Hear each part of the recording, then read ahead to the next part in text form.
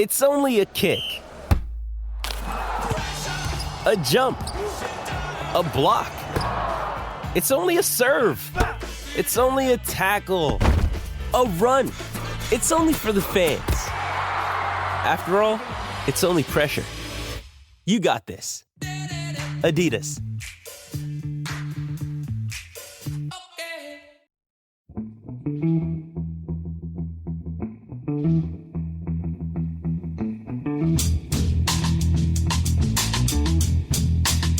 Hello and welcome to The Price of Football, the show that looks at the money behind the beautiful game with me, Kevin Day, and Liverpool University's Kieran Maguire. You may be at home, sitting down, settling in, whatever you do, going to the gym, walking your dog, all the things you tell us, how you listen to the pod, expecting it's questions. You're thinking to yourself, it's Monday, it's questions. It's not.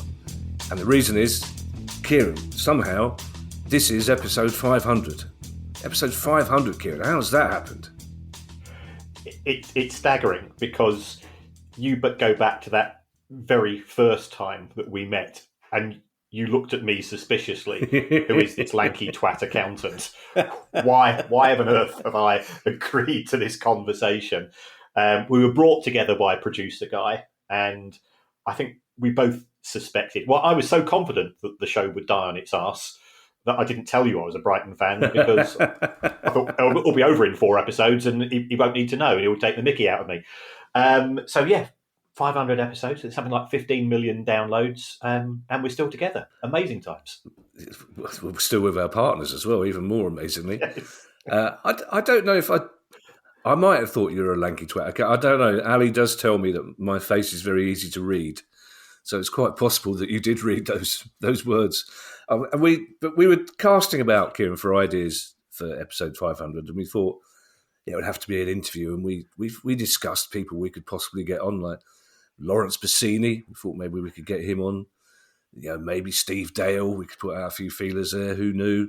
Gianni Infantino didn't return producer guy's email. But in the end, Kieran, there was only one person really we could ask to appear as a guest. And if we thought it was difficult getting hold of the Minister of Sport, trying to get hold of this guy was just near impossible. But we did it, and it's somebody who inspired you, Kieran, and inspired us to do the pod. It's an interview with the one and only Swiss Ramble.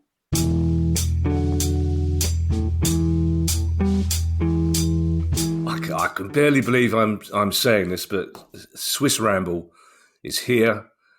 And first of all, Swiss, what do I call you? Do I call you Swiss, Mr. Ramble?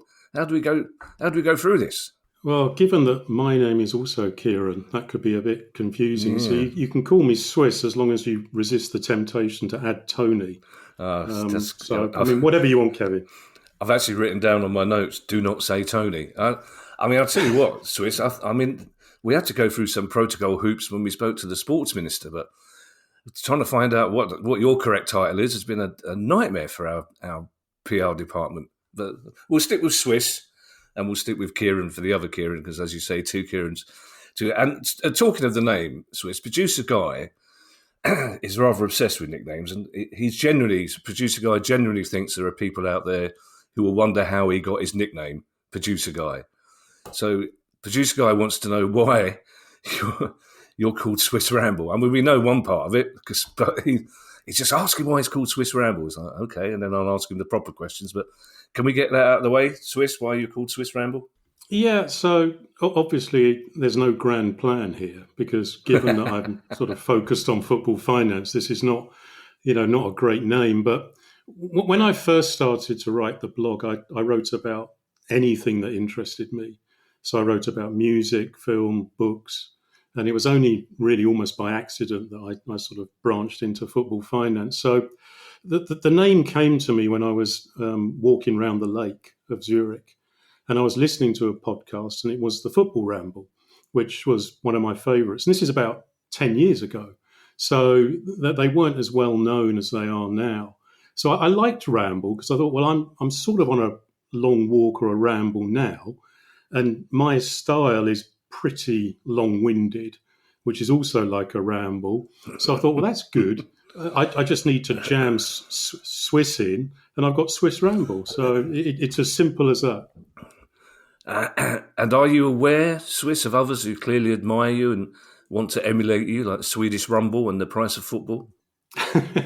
Well, I got an email about 10 years ago from this chap who was a lecturer at the University of Liverpool. And he was very kind. He was kind enough to express admiration for what I was doing and said, I pretty much want to do what you do. And it wasn't quite at the levels of Eminem Stan, but probably not too far off. So I've been aware for a while, yeah. You've been doing this since 2009. So the simple question is: there you are, walking around that lake in Switzerland, coming up with a name. Why did you start in the first place? Why did you choose football finance? Because I think it's partly down to you and a little bit down to us that football finance has become such a popular topic recently. But when you started writing about it, it wasn't the sort of thing fans were talking about. Yeah, so as I say, it was a little bit of an accident because what happened is that I'd been working for a company for 25 years. I joined them as a graduate trainee. It was Reuters, but it was on the finance side, not the journalist side. And Reuters was taken over by the Thomson Corporation. And I was offered a job, but I would have had to leave Switzerland and move to New York, which I didn't want to do. So anyway, I took redundancy. I had a pretty nice golden goodbye after so many years. And I thought I'd just take a sabbatical. I had a young family at the time, so I'd been traveling a lot. I hadn't seen much of them. But I got bored. I have a mind that is constantly sort of thinking and analysing. And I thought, what do I do? And this was a time when lots of people were starting blogs. So I thought, well, I'll just do that. And it was read by the proverbial family and friends, 10, 12, 20 people. And then one day I thought, well, let's write a blog about football finance because I love football. I've been a football fan, since I was knee high. And I'm reasonably good at finance. So let's just bring the two together. So I wrote this blog, and I think it was entitled something like, "Why Won't Anybody Buy Everton?" which, shows how the wheel turns full circle. So I had this software that tracked how many people read it. And I looked at it the following morning and it was 8,000 people. And I thought, well, something's gone wrong here. But somehow it had been picked up by a fans forum and it had sort of gone viral. And I thought, maybe there's something in this because it is a pretty niche subject, but fans will read anything about their club. And finances have become really important in the world of sport and football. I mean, money talks, as they say. And at the time, there wasn't really anything in the mainstream media. I mean, David Conn in The Guardian was doing a fine job, but there were precious few others. And they never really had the space in the papers to do justice to the subject. So I thought, well, I could do this and let's see how it goes. But there was no grand plan or strategy. And it was picked up by a number of media outlets. So The Guardian was very supportive, the BBC, Opta, all sorts of people would quote, and it just sort of took off from there.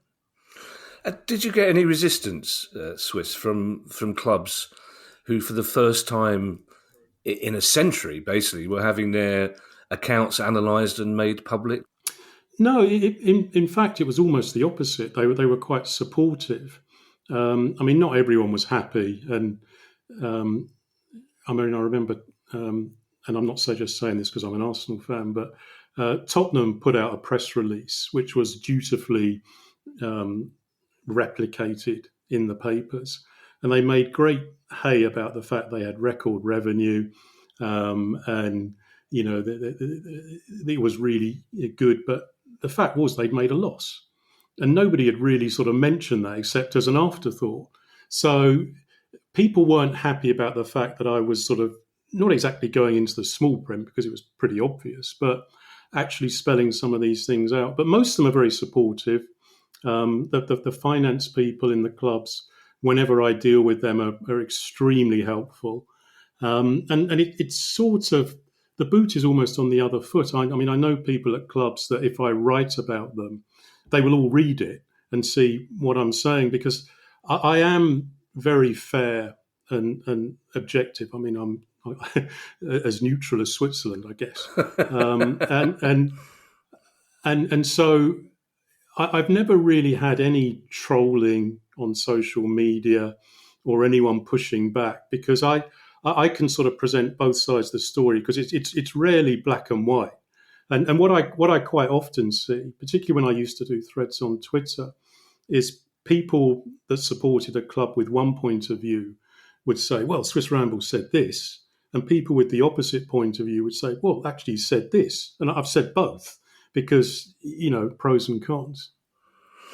I'm going to do something on this pod I don't normally do, Swiss, and that's invite Kieran to ask you some questions as well throughout the stage, because otherwise he's just going to stand there awestruck. He's got an expression on his face as though the bass player of the Cure has just walked into the room and he can't quite believe he's in the presence of such royalty. So, Kieran, I know you've got a couple of questions. Let's have your first one.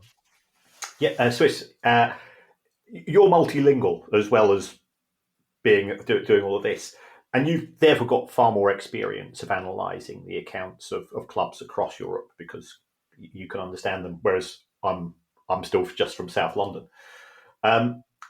In your experience, are English football fans more obsessed with the financial data and your product than those in Europe, or are we just blinded because we're so parochial? We're so geared towards the Premier League and the EFL. Because I see the reports that you've done in terms of the major clubs in Europe as well. Yeah, I would say that fans in other countries, let's break it down. I think fans in Italy and Spain, I get a lot of engagement with them. They're very sort of focused on their clubs. Germany less so, I think, for obvious reasons, because of the nature of sort of fan ownership, the 50+1 rule. They have less issues. Because when people are looking at finances from a fan's perspective, they're almost at two opposite ends of the spectrum. First is their club in some kind of financial difficulty, and they need to want to understand what's happening there. And by the way, I think that's where your pod is doing a really valuable service and shining the light on some of these wrong-uns, as you call them. But I think also it's almost become a little bit competitive and frankly a bit puerile at times, when people sort of say, well, my club's got the biggest revenue, isn't that great? And you think, well, no, I mean, it is great, but it's great as a means to an end, because it will help them have a better team and ultimately likely to perform better on the pitch, we're three veteran football fans. That's what we're really most interested in. So I would say that the interest I get is still highest in England, because I am English and I write primarily around English clubs, but it's pretty high as well in the other European countries as well. Can we use the expression legacy fans, Swiss, rather than veteran? I prefer legacy fans. And do you get... so I don't know what the Spanish is for how are Barcelona getting away with this, but do you get inundated with questions from Madrid fans saying, well, what's happening? Why are Barcelona allowed to do this left, right and centre? Yeah, so it can be sort of quite tribal. So that's where whatever country I'm writing about. So if I write about Barca, then the Madrid fans will pile in and say, just look at the state of their debt; it's a disgrace, and vice versa. The most tribal reaction I get, I have to say, and I say this cautiously, is from our friends in Glasgow. Whenever I write about Rangers or Celtic, I can guarantee that there will be a response. Yeah, I've. You won't be surprised to know with my name, Kevin, my cousins in Glasgow are all Celtic fans, which makes them very easy to wind up. So my name is Kieron O'Connor. You can't get much more Irish than that. And it's and so I remember writing one article about Rangers when they were not doing quite as well as they are now. and one of their fans in a sort of Sherlock-like display had sort of discovered my name and said, well, I mean, look at that name. It's obviously Irish Catholic. So he's clearly written that with bias. And I genuinely don't. I'm not trying to wind people up. And, for people that really know me and know my sense of humour, they will sometimes be able to read between the lines and see a couple of subtle digs, but it's not overt. Well, it's like one of my Catholic cousins said over the weekend, only slightly tongue in cheek. He said, "Never mind Stuart Atwell being a Luton fan. What about the fact that all the VAR officials up here are Protestants? That needs to be dealt with." It's apart from the amount of money involved, obviously. What's the biggest change in the landscape, do you think, since you started writing about football finance in 2009? I'd say a couple of things. Ownership. There's a lot more, just looking at the Premier League, a lot more overseas ownership, and that brings its own implications and sort of probably direction of travel towards the future as well. I think that I think that one of the biggest issues in the game at the moment is competitive imbalance, and that's within England, within the Premier League, comparing England with other countries, and I think that has only got worse over the last decade, and that's a really difficult one because you have to link that with other big questions like financial sustainability, which I think is a difficult enough thing to do anyway, but suffered from the fact that it was initially labelled financial fair play, when of course it's anything but that. It gave the impression that it was trying to create a level playing field, and it all of the variants so far don't achieve that at all. So I think that if you look at the sort of football landscape and how you can't look at these things in isolation because they're all sort of interrelated. It's like some colossal Venn diagram. So whoever has the task of looking at it, an independent regulator or whatever, it's really difficult because, I've spoken to a number of very smart people that have tried to put these sort of regulations together. None of them have got it right, but it's not because they're ill-equipped to do it. It's because it's a really difficult problem. I spoke to some Palace fans, so before the Newcastle game, and said that we were hoping to talk to you. And one of them had a question that he really wanted me to put to you. Was that, we're always talking about the boom times. How much bigger can the bubble get? He was interested to hear your take on, is there a limit to how wealthy the Premier League can become? Right. So this depends on who you talk to, because if you let's stay with the ownership. If you look at people buying into the Premier League, and let's assume they're not doing it because they want a trophy asset, but because they're rational investors and they think they're going to get a return, why would they do that? I think there's only two reasons fundamentally. One is that they think they can do it better than the previous owners. And the other one is that they think there can be some kind of step change to the market. So if you look at the revenue streams, and football's a very simple business. It's not like, looking at a bank or a pharmaceutical. You've essentially just got three recurring revenue streams. You've got broadcasting, and the Premier League's growth and success rode on that for many, many years. But the recent deal, you see a slowdown. You see very limited growth domestically. Overseas is still growing, but they're having to throw in more and more games, so giving away more of the product, if you will. Other leagues, broadcasting, they're actually seeing reductions in the deals. And some of them are still negotiating. In Ligue 1 in France, they had to pull the auction because they didn't get an acceptable bid. So the sort of money train on broadcasting in traditional terms is slowing down. But we're coming back to that step change. You can see a point that we're getting to where you would have something that your old mate Simon Jordan has labelled Premflix. So where you'd say, okay, we would set the Premier League would market its product direct to consumer. It would charge a much cheaper but get bigger volume. And what they would hope to do is, one, increase the size of the prize, and two, probably address some of the sort of piracy issues which they've got, where people say, look, we love to watch football, we just can't afford it. So we'll do something which is a bit more awkward for us because it's cheaper. So you've got broadcasting.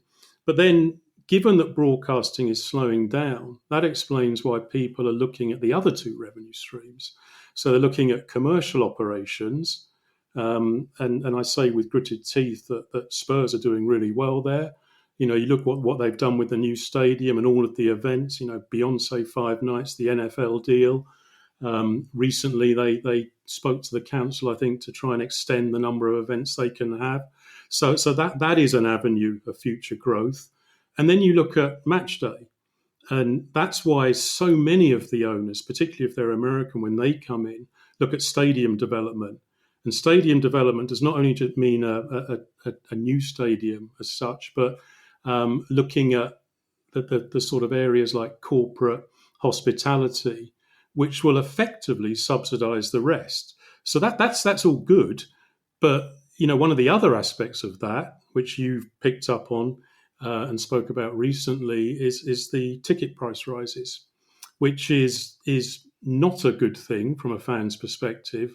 It's eminently understandable from an owner's perspective because they come from businesses where you've got things like variable pricing, looking at demand.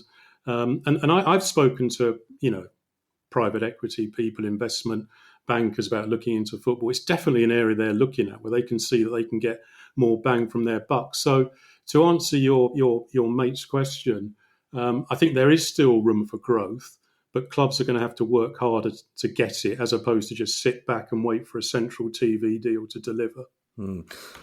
I wish Simon Jordan had been as savvy about the business of football when he owned Palace as he apparently is now. We might not have had to go through that terrible 3-year period. Mr. Maguire, your next question, please. I'm speaking here on behalf of somebody who might also be involved sort of in the football finance world. He knows how long it takes you to put together each of your articles on your Substack and also on your blog, and how long it takes to update your spreadsheet all the time. Any marriage tips in terms of keeping a successful relationship? Yeah, you need a very understanding partner, that's for sure. You also need to get better at what you do. So when I first started to do the Swiss Ramble, it would literally take me 3 days to write a piece, 3 whole days. So there'd be a day of research, which is the bit I enjoy most, actually, particularly if it's a club that's not well covered. A day of sort of structuring the narrative and putting together the graphs, and then a third day to actually write the damn thing. Now, that was when I was not with a job. Now, I have a day job, and it's quite a high-pressured, busy day job. So what I've had to do is get slicker at what I do. So I'm not trying to paint myself as some kind of Excel guru because I'm far from that. But I have a similar database to Kieran's. It's got all sorts of links, so the graphs almost produce themselves. So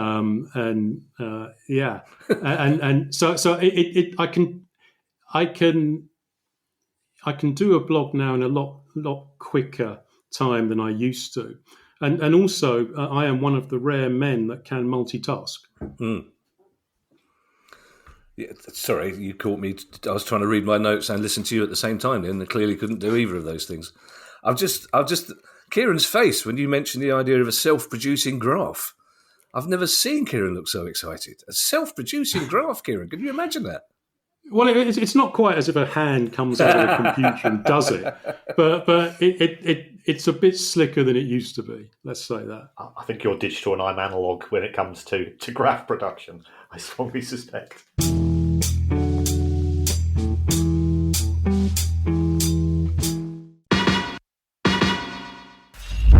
Hi, I'm Steve Lemack, and every week I'm joined by Music Ally's Head of Insight, Stuart Dredge, on The Price of Music, the weekly podcast all about the money behind the music industry.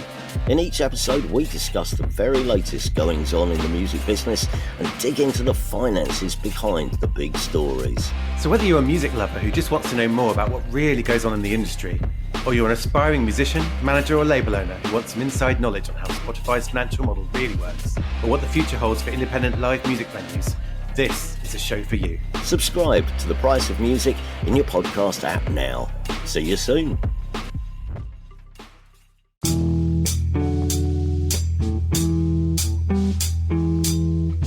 And Swiss, and have you, like Kieran, built up a huge range of contacts in football and in politics, people that you can go to unofficially, so to speak, and get inside information? Nowhere near as big as Kieran's Rolodex, I would say. And part of that, it's almost deliberate, because I sort of think that the more people I speak to, I don't want to be influenced in what I write. I really don't want anyone to ring me up and say, "Oh, I hear you're writing about so-and-so." There are club owners that have done that in the past. And it's always a bit of a sort of double-edged sword, because they'll say, "Look, I'll let you know about this, and I'll let you know before the accounts are published." And, you know what I'm talking about, Kieran. But I'd like you to mention this, and it would be really great if you didn't overemphasize that. And then I feel a little bit compromised, and I really don't want to be. I want to be completely fair, and I don't want to have any of that sort of pressure. I mean, I'm happy to talk to people, and I mean, I presented at the Financial Times Business of Sport Summit the last couple of years, and it was quite interesting, because the first year I went along, there was a little bit of imposter syndrome. So, here's the great and the good, the chief executive of Premier League and La Liga and various football clubs. And I'm just, this blogger from Switzerland. But there were many people coming up to me, and they all said two things. One was, "We all read your work." And the second thing they said is, "We can't believe you don't charge for it." So I had this sort of, I was standing there, and you remember the old sort of Tom and Jerry cartoon where he sort of thinks of, like a donkey above his head, and, what an idiot I am. And I thought, I've been doing this for nearly a decade and I haven't charged a penny. Maybe I'm the idiot, and I'm here trying to tell people how to run their business. So you can blame the Financial Times for the fact that I now charge people on my Substack. Was that a decision that you found difficult to make? Because, I mean, one of the things we've always wanted to do on this pod is to make sure, we want to make a few bob out of it. Of course we do, but we also want to make sure it stays free to air. But after having done so for so long, did you find yourself having to come to terms with charging people, or did it just make proper financial sense? Well, it makes sense. And, I as I sort of mentioned earlier, or maybe I didn't. I work for a bank. The banking environment is more precarious than it used to be. So I just thought it makes sense to have a little bit of a side hustle. Also, it is a lot of time and a lot of effort. And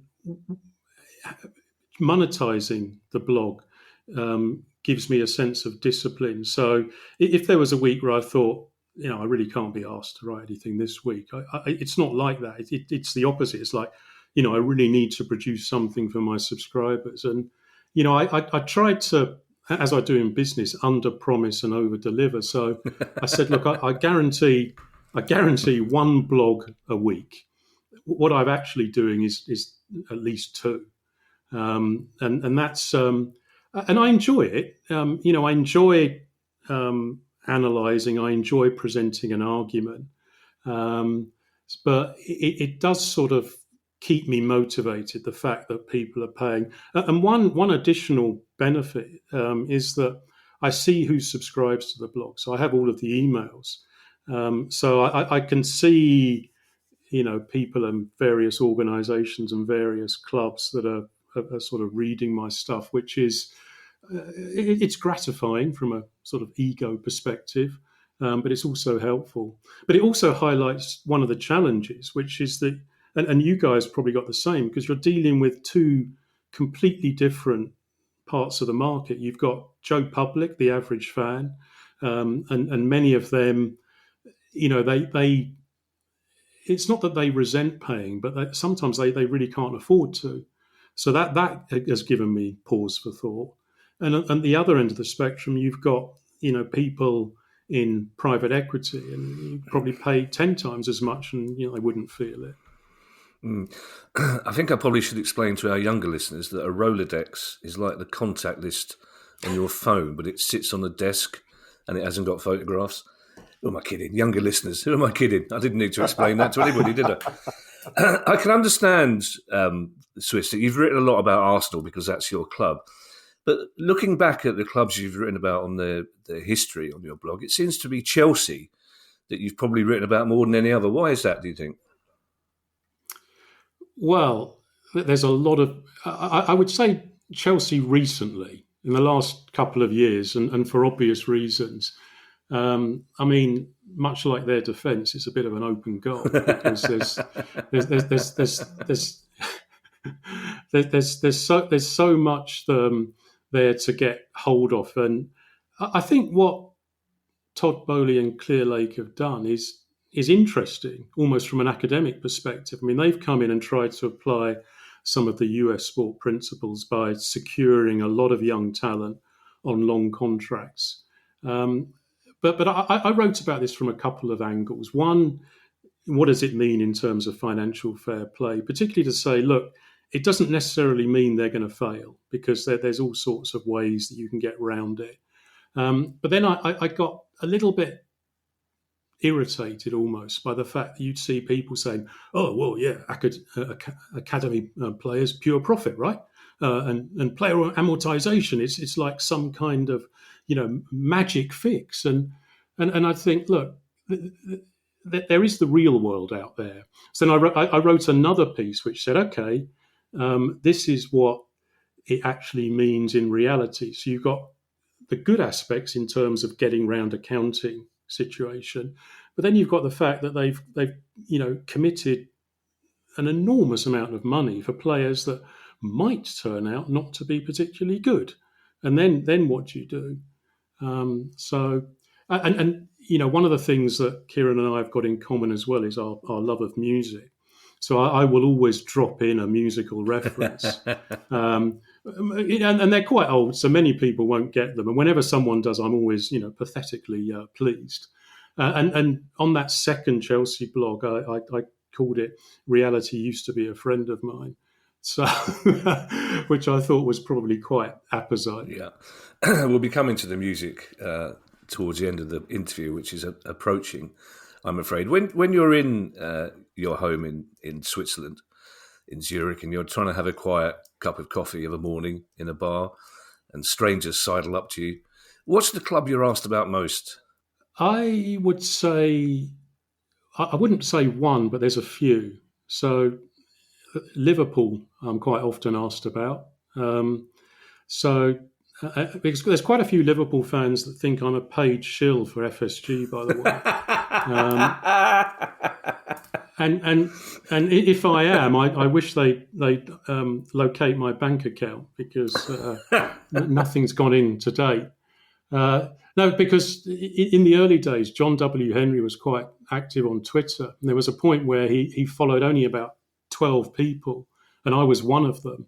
So, this was, QED. I'm obviously on the payroll, which is not the case. But I'm asked about them a lot because there are a lot of Liverpool fans. Barcelona, clearly.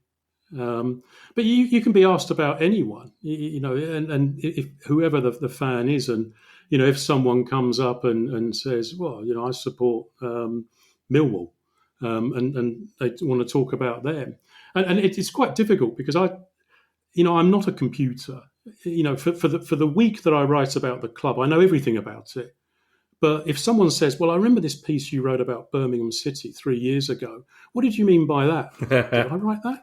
And it's a bit like, when I did my company law and tax exam for a week. I knew everything about it. But 2 weeks after that, it was like, how do you spell tax? Yeah. Tell me about it. I spend most of my time in pubs before and after games going, I think Kieran probably would have said that, because if I said it, it's because I was reading it. I really don't know the answer. This is going to seem a strange question to ask from the Price of Football host to Swiss Ramble, but do you sometimes regret getting people involved and interested in football finance? Because it was a few weeks ago, I was sitting in the pub before a Palace game, and we hadn't been playing particularly well. And there's loads of people started having this conversation about the financial impact of relegation and what it would mean to the club and the community. And they're all, and they wouldn't have been having that conversation 5 or 6 years ago. People are terrified now about their club's accounts. Every time we put the list of clubs out that we're talking about for each pod, we get tweets from hundreds of fans of that club saying, "Oh my God, what's wrong?" So sometimes I wonder whether it's better. I didn't think about football finance until I did this pod. When Palace were going through administration, you thought about it, but I just, we had 2 idiot chairmen who broke the rules and we were being punished. But I didn't think about football finance beyond that. And now every single football fan is an armchair expert on amortization. I don't know what we've unleashed. Yeah, and I mean, let's be honest. If we ever meet in the pub, I would really rather not talk about football finance. Tell me about it. But I sort of, it's because it's gone mainstream, and I don't know whether Kieran and I are partially to blame for that. But when I first started to write about it, it was quite interesting to see the mainstream media's response, because on the one hand they were incredibly encouraging to people like me and indeed other bloggers, because we were sort of regarded as these sort of like, curious individuals looking at niche markets. But now the demand for content is everywhere. So you hardly ever see a football article without some reference to the finances. Normally it's attributed to this guy Maguire, the well-known football finance expert. But it's I do think I'd rather not talk about it, to be honest. But I can sort of understand why people do. The thing that probably annoys me the most is that it proves the old adage: a little knowledge is a dangerous thing.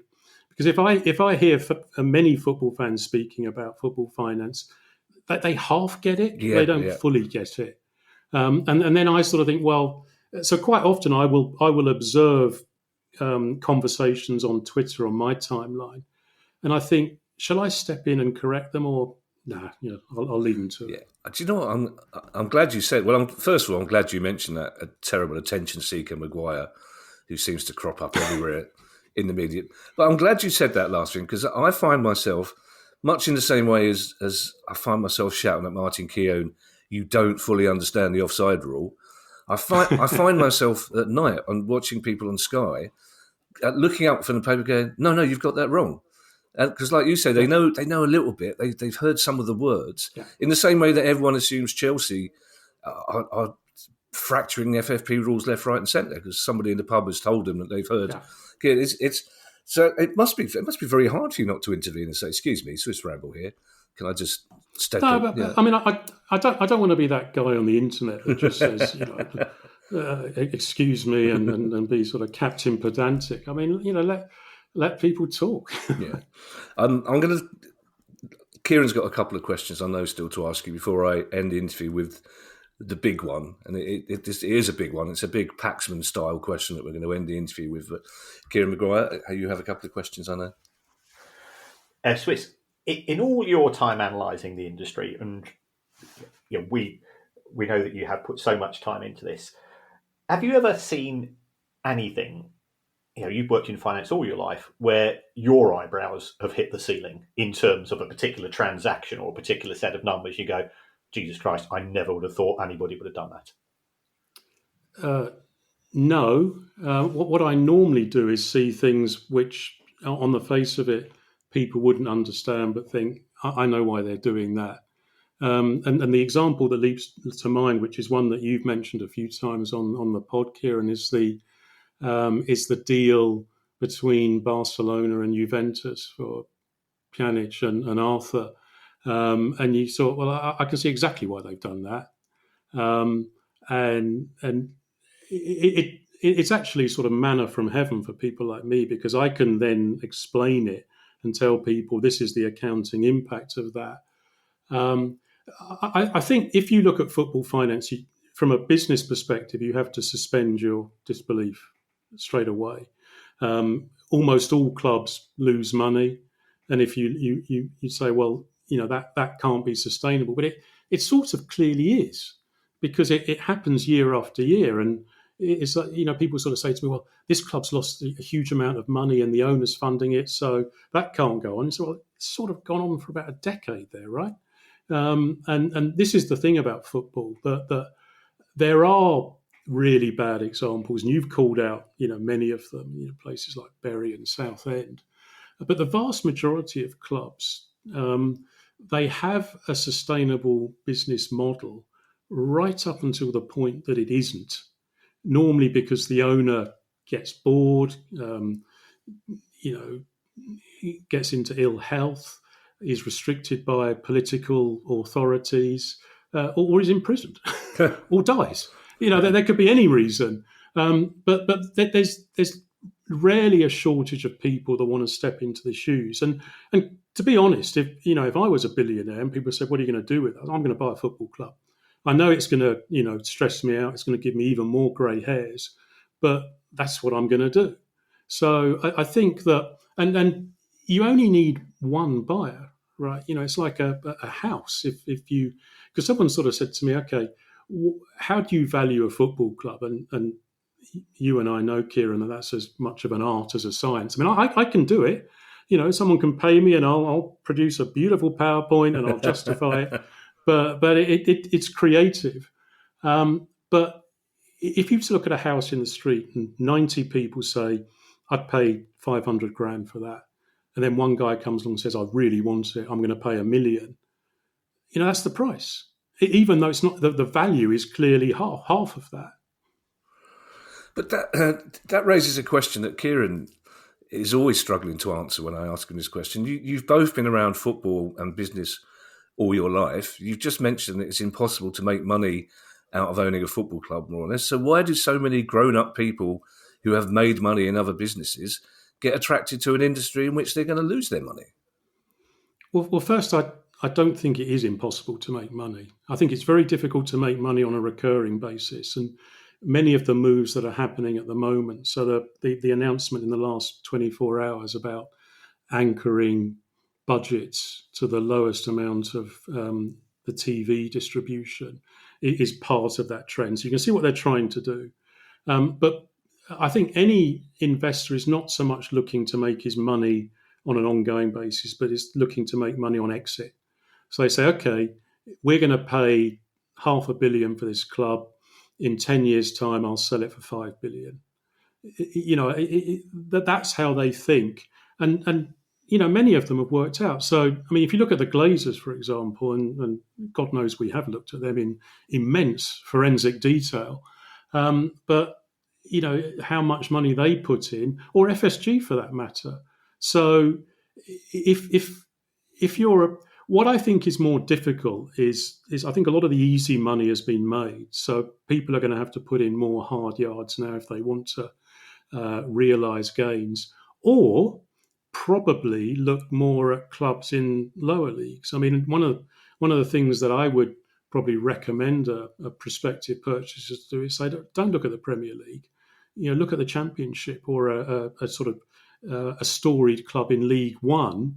It's not going to cost you very much. You're not going to have to put that much money in. There's a huge amount of risk because promotion is not guaranteed, but it could be successful. I mean, you look at Ipswich, for example. They're not quite promoted, but they were bought when they were in League One.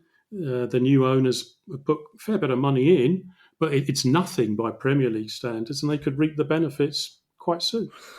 And do you think more and more of those prospective buyers across the entire English League will continue to be American? I I think there is still a lot of interest in. Well, actually, let's rephrase that. I know that there's a lot of interest from American companies. I do get contacted by Americans, and the conversation is always follows the same lines, actually, which is that first, they're really smart people. They understand business. They quite often understand sport. They're not so clued up on football, English football. And what they normally say is something like, right, we want to buy this club. What will it take to double its revenue in 3 years? And then I sort of, dampen them down and say, well, it's not going to happen. I mean, I might take a 40-page PDF to do it, but I basically say, look, it's like the old Don King quote. There's two chances here: Slim and none, and Slim just left town. So.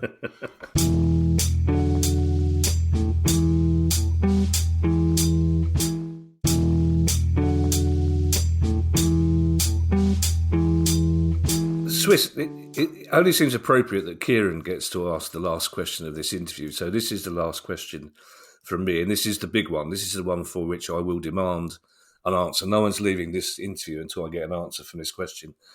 And the question is, UK subs or anti-nowhere league? Neither. What?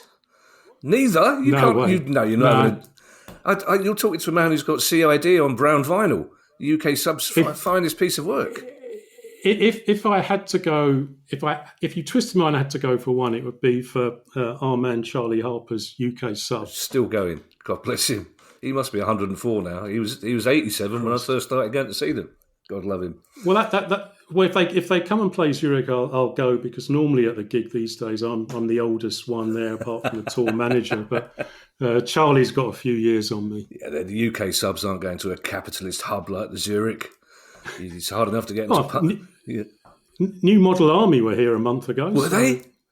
Oh yeah. You can see Kieran's really perked up now. It's taken a turn in the right direction, this interview for Kieran. I mean, it's one of the things that you and Kieran. I mean, you're still going to see bands. I turn Radio 3 on these days, and that gives me a headache. But it's one of the things Kieran loves about you. You've got that in common, that love for music from let's face it, which was the best period of music ever, between 77 and 83. But both of you still walking the walk, aren't you? Absolutely. No, so I mean, when I went to LSE, London School of Economics University, it was very academic. I spent most of my time either playing for the football team or in what was called the ENTSOC, or Entertainment Society, and whichever way you describe it sounds pretty wanky. But anyway, what we did was we got a grant to put bands on at the LSE, and because it's in London, you normally only get bands that are either unknown or bands that are sort of at the end of their career, because there's so many other venues that they can play. But the very first band we put on in October 1980 was a little-known Irish band called U2. Wow! About 4 weeks before they released their first album. And I tell you what, we had half of Dublin in that night. It was chaos. And the stage was one of those sort of, where you got these things like a bit like tables that you put together. And what the organizer said, right, all of the biggest blokes that work for the ENTSOC, you have to stand between the stage and effectively Ireland. So I spent the entire gig with people pushing my back, and it was still very enjoyable.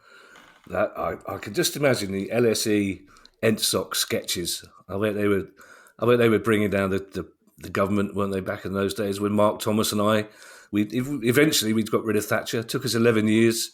But I bet the LSE... We had them all because it's just down the road from the Houses of Parliament. So, I mean, and what was then the GLC. So we had speeches by Red Ken, Tony Benn, loads of politicians. It's really nice to walk through, because it must have been great to go to university when your campus is essentially central London. Isn't it? You just walk around and you find yourself, I'm in the middle of LSE. It's interesting. Well, that's why I went. Because the obvious thing to do was to go to Oxbridge, but it wasn't London. Yeah, I always like it on old episodes of Yes, Prime Minister when Sir Humphrey raises his eyebrows whenever somebody says they went to LSE. because it's an indicator of the sort of person they will be. Kieran, you should have the last word in this interview, Kieran. So give the final question to Swiss. I think I saw you two on that tour at Manchester Poly. It was my first year at uni as well. The Cure, Adam and the Ants, The Fall. That was in the first 4 weeks of university. It's actually going to be sort of music-based, sort of two musical questions I've got here. If you had to give up one of football or music, what would it be? Because I know how big a music fan you are from your blog and all the titles of your articles. It's an impossible question to answer. It's like saying, which of my two children do I love most? Come on, Swiss. Come on. Christ. Which of them do you love the most? Come on, they won't listen. Yeah, this has really stumped me, I have to say. Oh God. I'm going to say music. Wow. Okay. I think 20 years ago it would have been the reverse, but let's say music. But it would be a brave man that asked me that question face to face, I tell you. Well, talking of The Fall, here's a little wrinkle for you. If you're ever talking to Stuart Lee and you find yourself in need of a distraction to get out of there, then just ask him how many bass players The Fall have had. And that will set him into a frenzy. He'll start naming them all, and then when he realises he's missed one out, there's your opportunity to get out of the room, basically. Kieran, do you have a question? I love Stuart Lee. And on the back of that, before I point out, I'm a huge fan of Stuart Lee, but me too. Every now and again, you just have to say, Stuart, my Belgian jazz days are long past me. He actually, my wife's tour manager, he did a gig the other night in Salford, and somebody had a Pep Guardiola t-shirt on, and Stuart asked who it was, which the Man United fans in the gig thought was fantastic because they thought he was taking the piss out. And genuinely, Stuart came off at the end and went, I don't know who he is. But if you'd asked him to name the lead singer from Yes in 1973, he would, well, we all know the answer to that. But Kieran, next question, please.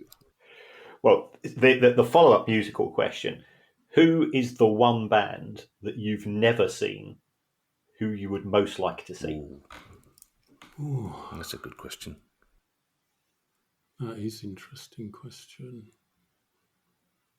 I think I've seen most of the bands that I'd want to see. If it helps, Swiss, Kieran missed the last ever Jam gig because he gave his ticket away. Oh, don't talk to me about that. I've seen the Jam. That was me being nice to my sister. I've never forgiven her. I've never spoken to her for years after that. I mean, it's unforgivable on your behalf, actually. But so the one band I never saw, and thank you for your T-shirt, because it's Joy Division. Yeah, same here. So I would have loved to have seen them. I saw most of the punk bands. I never saw the Pistols. I was just too young for them. I saw the Clash, I don't know, 7 or 8 times. Still the absolute high point, and nobody will come close to them. But I've seen most. I mean, what I tried to do, because one of the drawbacks of Zurich is it's not great on the music scene. Bands tour Europe, and that it's even less now post-Brexit, but they don't always come to Zurich. So I sort of scour the venues for any sort of new bands that I can see. So I'm quite happy seeing. So most of the bands I've seen this year are ones that have sort of emerged over the last 12 months or so, because that's where I'm most comfortable, just in a sort of like a small club close to a stage. I mean, we have the Hallen Stadium, which is our sort of O2 equivalent, and I'll go there if that's where the band's playing, but it's not my favourite. I saw New Order, God knows how many times, but I never got to see Joy Division, and I still regret it. It's still one of the most vivid moments of my life when we were all waiting to hear what the first New Order single would be, and you put Ceremony on, and the opening, that's just fantastic. Swiss, it's been a real pleasure to talk to you. We need to draw a line under this, otherwise Kieran will have you here for quite some time talking about various obscure bands like The Cure. Kieran and my wife share a passion for the Cure that goes beyond any normal boundaries, I have to say. But it's been a real pleasure to talk to you. Thank you for giving us your time. And I can't think of a more appropriate way of celebrating pod number 500 of The Price of Football than to have Swiss Ramble on as a guest. So thank you. Well, it has been a pleasure, and it's also been an honour. I listen to the pod regularly, and I think it's really well done, and it's very valuable actually. And I think you guys have come a long way. I mean, the first efforts were, it was reminiscent of the Stone Roses shouting amateurs in a TV studio, but now it's almost professional. And on that note of faint praise, we say goodbye to Swiss Ramble.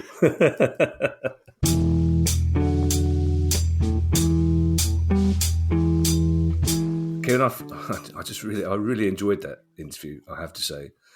I can't believe you two haven't met. But also I thought it was entirely appropriate that he should end this somewhat haphazard pod we do by reminding us how shit we were at the start. I thought producer Guy will probably get a bit humpty about it, but it was very gracious of him to say those nice things about us. But with the caveat, it took us a while to get into the swing of things. Yes. He was brilliant, very, very modest, very, very smart guy. As I think anybody who's ever read his content or seen him appear. We have, in fact, we've worked out we have, in fact, met. I think it was at Brighton Festival in 1979 because Swiss went to school in Hove, and I was I was at the next school down the road, and we saw the members at Brighton Festival many years ago when we didn't have quite so many grey hairs. Oh, there's a sitcom in there that your paths nearly crossed watching the members at the Brighton Festival. Oh, I wonder who would play you both. That'd be very interesting. I've always very interested. I think we both, I don't know if there's a time when you don't want to talk about football finance, Kieran, but that when he says that he dreads people coming up to him if he's trying to have a quiet cup of coffee, people will sidle up and say, I just want to talk about football. You can't do it, Kieran. We've between you two Kierans, and his name's Kieran as well, Kieran. Who would have? Which is why I had to call him Swiss all the way through, obviously. But between you've unleashed a genie, Kieran, and we're not putting it back in the bottle. People are just interested in football finance now in a way that they really weren't before he started blogging and we started podding. I think you're right. We've been the cause of many an angry conversation between partners, I suspect. I'm not interested in Lincoln City's amortization charge. We're supposed to be out on our first date. And you can understand. You can understand why perhaps it has caused issues. The subject, I think we both acknowledge, has blown up far more than we'd anticipated, and the same with Swiss himself. And he is very much the driving force. Because I remember reading The Guardian and getting onto his blog on the back of that and followed his content ever since. Yeah, I'm trying to find a way of saying this that doesn't sound like Radio 2. The really important people here, Kieran, are the listeners, you at home. Because let's face it, you and I are the really important people, Kieran. We can reveal that. But I'd like to thank everybody who has listened to us from the start.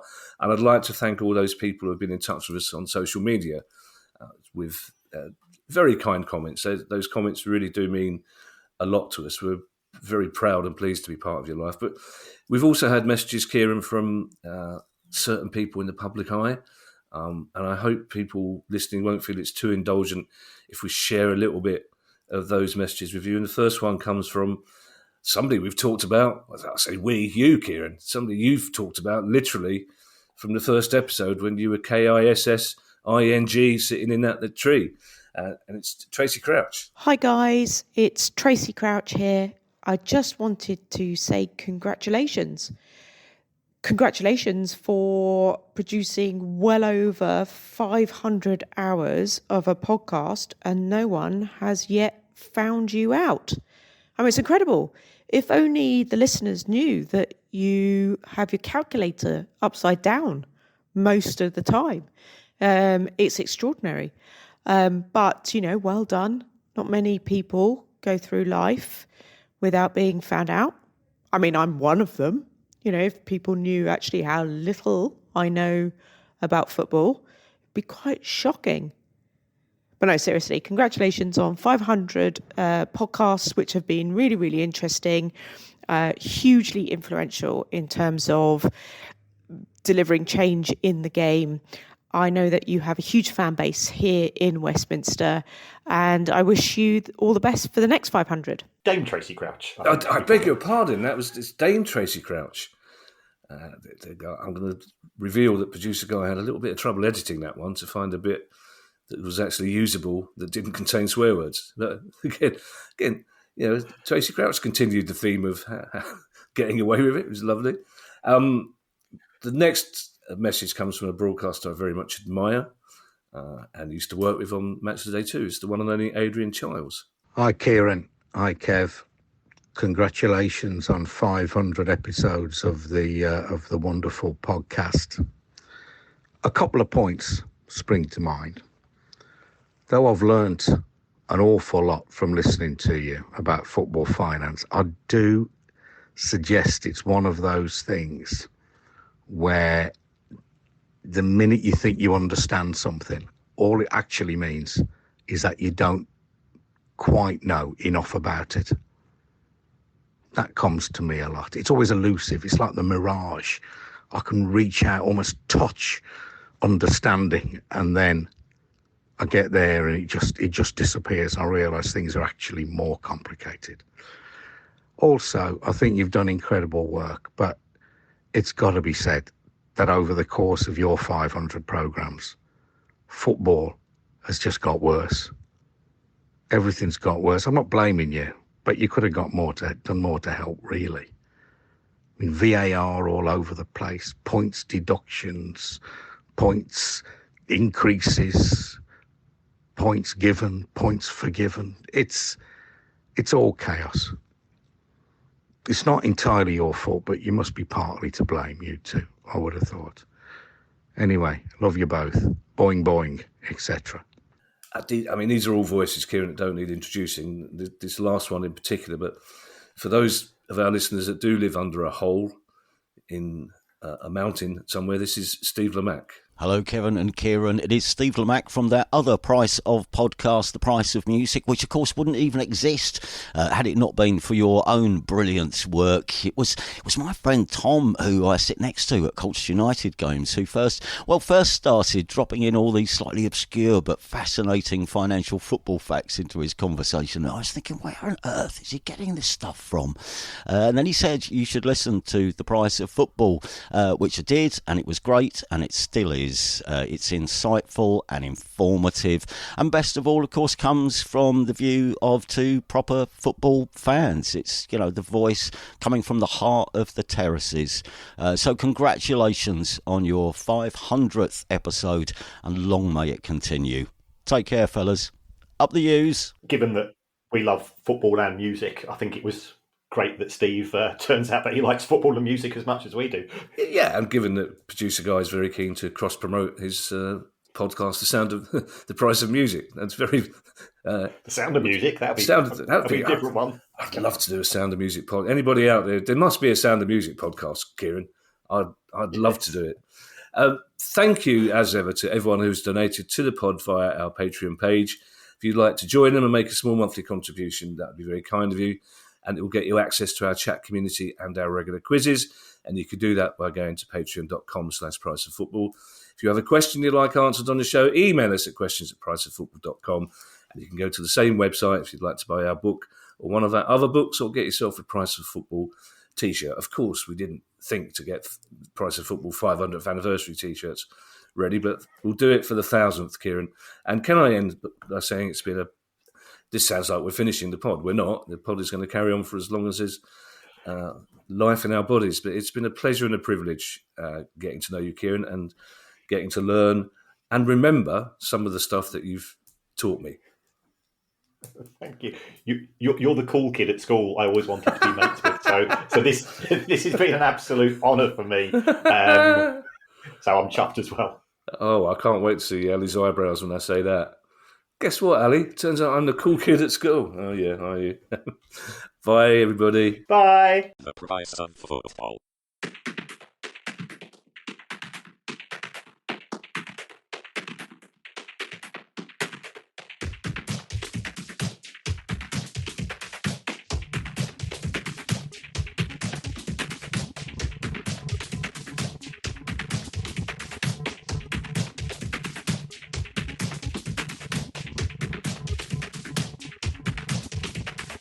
The price of football.